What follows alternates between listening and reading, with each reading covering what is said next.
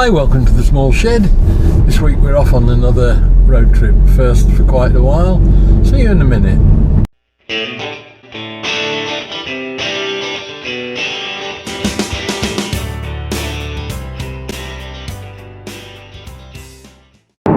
So I'm off today to Kenilworth in Warwickshire, and there is a garden rail exhibition on there, and although it's not something I'm particularly interested in doing,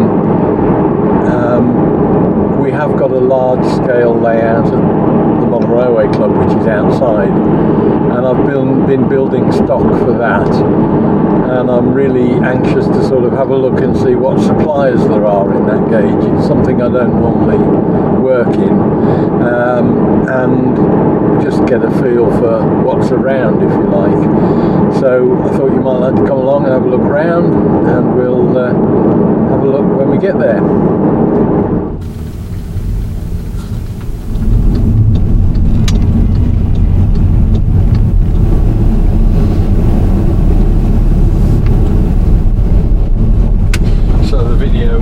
Taken a year ago, and in fact it's the only reason I really put it out today. I was in two minds whether to put it out or not, was that it's on this weekend again over at the exhibition centre over in Warwick, so I thought it was probably either now or never. And as we're running a bit light on content at the moment, and I'll explain that in a week or two's time, I thought I'd put it out anyway. And it was really to go and have a look at some of the stuff that they've got, principally for garden railways, but there was, I would hope, some gauge 1 stuff as well. And I'm not averse to a bit of this sort of 16mm narrow gauge live steam. It's not something I'm likely to get involved with, I don't think, but I would like to build some stuff for the club outdoor layout at over at Leamington and Warwick Club.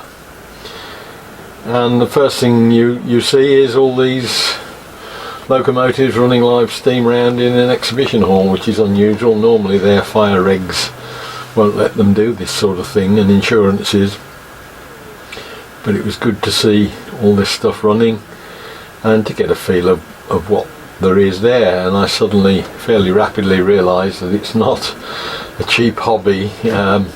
You've got locomotives, little ones at £850 or more, so I stopped and had a coffee and a bacon sandwich and think about it. There's some boxes there for railway locos that I was looking at to see how I could copy them, if you like, for mine, and I was particularly drawn to the little Austin 7 they've got in 1/32 scale. And there's buildings and chassis, all sorts of things that will come in useful. They're not necessarily scale specific, they're just gauge specific to the sort of gauge I'm going to be working in. And also to have a look at radio control, which is something I don't know a lot about. I've always been used to things being driven through the rails, whereas when you start to get into this scale, you find that they're either steam or battery operated, and therefore it's a whole new area for me. And there was all sorts of things that were of interest that weren't necessarily expensive either. I was looking at some of the cheaper end of the market for the little laser cut and 3D printed chassis and things like that. A little chassis there that I got my eye on that I thought was worthy of looking in conversion to a little gauge 1 loco I've got, and I thought that may well be useful to power it. But as I say, more than anything, it was just to get a feel of a completely new scale gauge, and there's more to it than that. It's not quite the same modelling.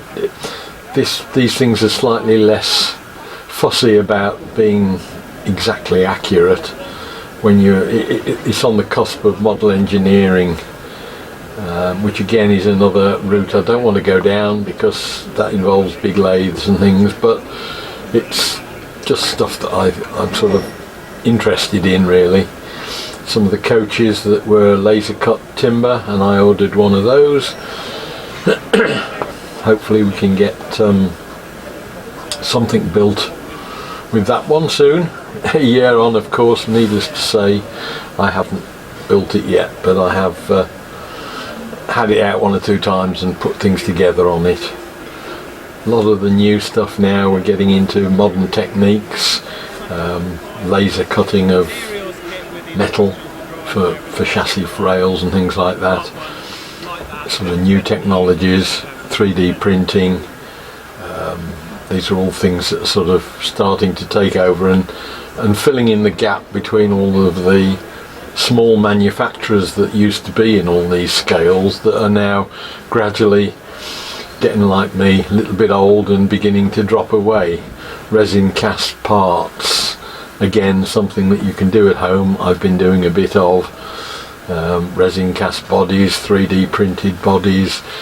It's all new technology that enables people like me to be able to produce results that I wouldn't be able to scratch building. But I like the idea of something only costing £5,500, which gives an indication of the sort of treacherous waters that I'm in at the moment. But there are other ends of the scale with smaller things, and one of the interesting things was to go and see the Gauge 1 Society. They've got their stand there, and I've joined that. So that's a sort of insight into getting things, what's available and where meetings are. We have got a track fairly close by in Bromsgrove, so I might well and go and see that. And I was rather amused by the explosion in steam that was going on one of the layouts. They did say it is only smokeless fuel, and the guy said it's got smokeless fuel in it, so I don't quite know what was going on there, but I was amazed they didn't shut the place down with all the alarms going off. But there you go.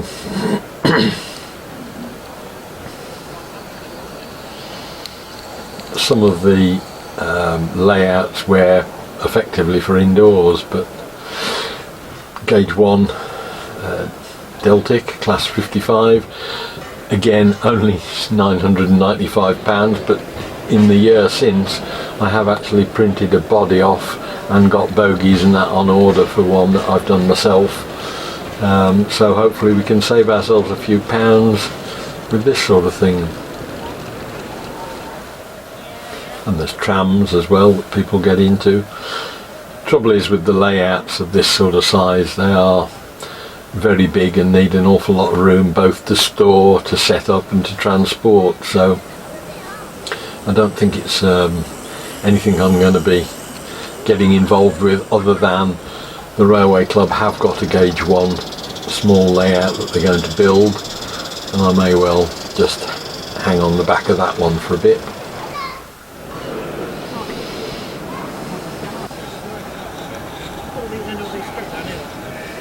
And then I found the Gauge 1 test track and was rather captivated by the A4 Mallard and its teak coaches.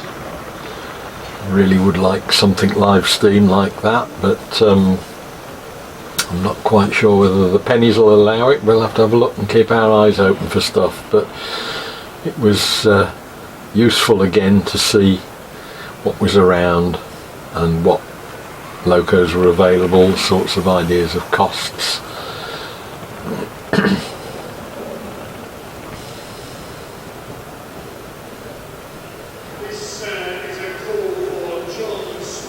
There's something about this sort of scale and being close to stuff just running around that it's got a presence to it that you don't get with the smaller scales. And I think that's part of the attraction. The other thing is, of course, that there aren't the readily available things. The problem with O-Gauge is that it was very much like Gauge 1 is now in the 1980s. There weren't many ready to run off the shelf things.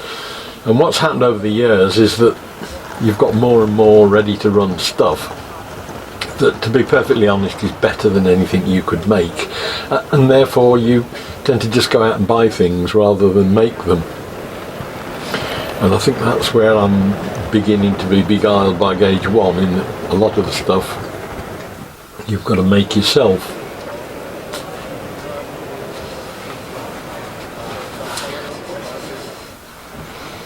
And as you can see, you need an awful lot of room to run decent scale length trains, which is mainly why they tend to be outside tracks, and it's far more of a social thing. I've noticed on all the stands, everybody's talking to everybody else and the public. It's not like an exhibition where it's a bit more serious with smaller scales. People tend to concentrate on what they're doing and not interact with the public, whereas here everybody was talking to everybody else and chatting.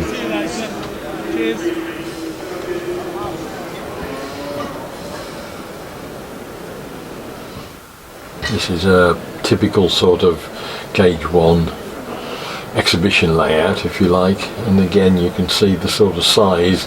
Even to get a very small layout, it takes up quite a lot of room. But this is the sort of thing that we're looking at doing at the Railway Club, but we haven't got too much room.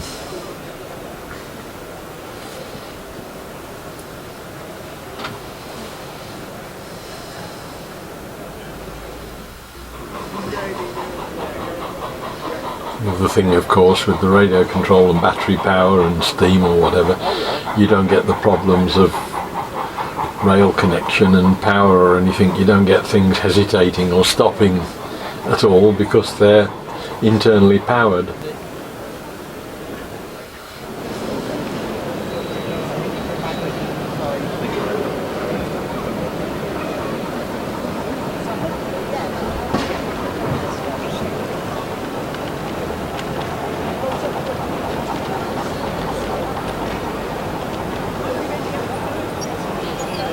Not sure whether it's a function of the narrow gauge modelers. I think it is more than anything that there's a little bit more insanity, I think, than you get with normal railway modelers. That these guys don't take themselves too serious, and you see all sorts of weird and wonderful things on layouts that are totally bizarre, but probably giving a hint of the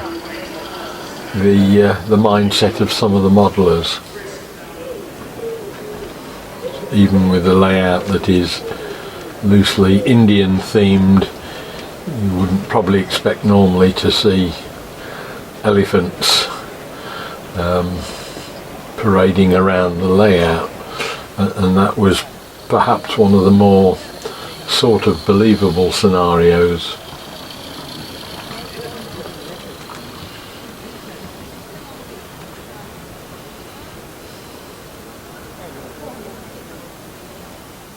This small layout typified it. There was some really splendid modelling, accurate, beautifully weathered items, but then you see the water tank in the middle of the layout and it's full of rubber ducks, and again beautifully modelled little shop and Betty Boo models sitting outside the railway platform. As I mentioned, the elephants on one of the layouts. And these things are all over a lot of the layouts. Shaun the sheep, Wallace and Gromit on the loading area. Slightly different mindset. Shrek.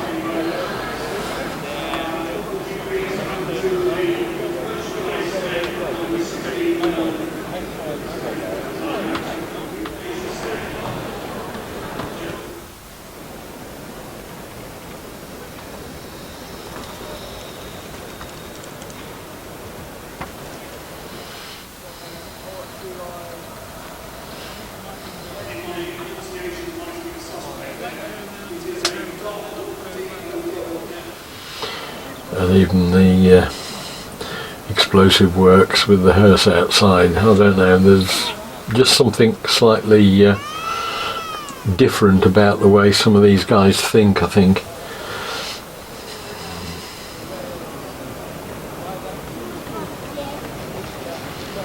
But that's not to take anything away from the modelling skills that they've got.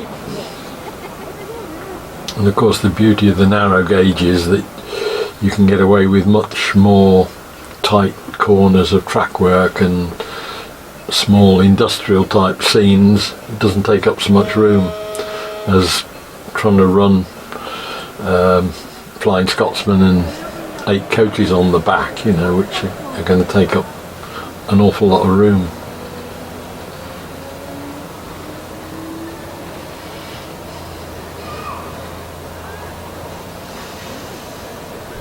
Right, well, that's been a very successful day. It's mainly narrow gauge stuff which I'm not likely to be doing, but I have found some of the gauge 1 suppliers that were there. I bought a couple of bits and pieces to bogies to power locos and motive units for locos, some metal that I needed, and as I say, most importantly, I've sort of found some of the suppliers that I needed to get hold of and see and look at their products. So it's been a very good day as far as that's concerned. Hopefully it will open up some more gauge 1 modelling, and as I say, when I start and get into that a bit more, I'll be putting it up on the channel as on a separate day, just so that it doesn't confuse the issue, and anybody that's not interested will know that it's something, you know, if it comes out on a Tuesday or something, it'll be something they don't really want to have a look at. So I hope the video was of interest. Look forward to seeing you next time. We'll be doing something different in the shed or out of the shed. See you then. Bye.